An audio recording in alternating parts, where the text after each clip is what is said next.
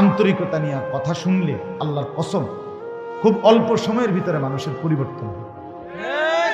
আপনি আপনার মসজিদের ইমাম সাহেবের বয়ান ওনার দিকে তাকাইয়া থেকে শুনলেন, 6 মাসের ভিতরে আপনার চলাফেরার মধ্যে পরিবর্তন আসবে। আমি পরীক্ষিত বলি, শর্ত হলো তাকাইয়া শুনবেন। ইমাম সাহেব ওয়াজ করে, আমনে সামনের কাতারে বৈশা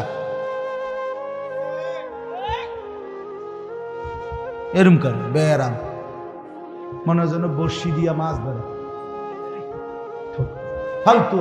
অথচ এই বুড়া মিয়া সাদওয়ানে বেড়ার জোশের ঠেলায়, কথার ঠেলায় মানুষ আতফাও ধরি। আল্লাহ দোয়াই আপনি কুদ্দুর চাচা, আপনি কুদ্দুর থামেন, আল্লাহ দোহাই চাচা, কে হুনে কার কথা।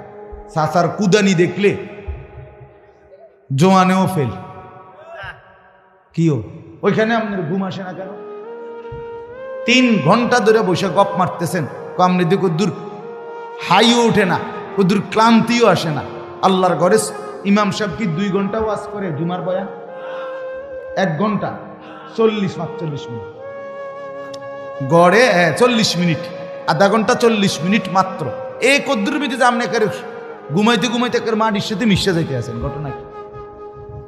মূল কারণ হইল উনি জানে ওনার দিলে এটা আমার লাগবে না। এগুলো হুজুরের এ সমস্ত কথা, এটি আমাগো বিষয় না, হুজুরের বিষয়। আমি আল্লাহর রহমতে খাইয়া পইরা ভালো আছি, বুঝেন নাই?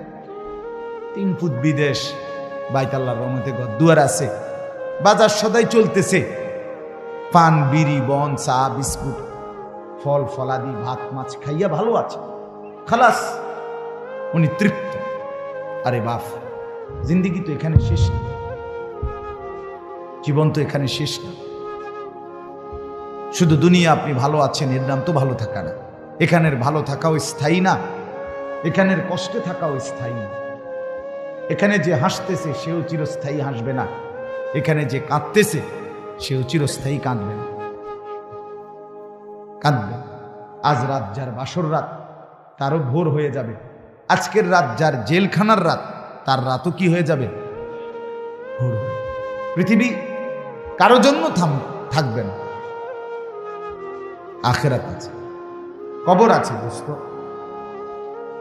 এখানে আমরা দুনিয়াতে আপনি আমারে বাদ দিয়া আমি আপনারে বাদ দিয়া চলতে পারবো।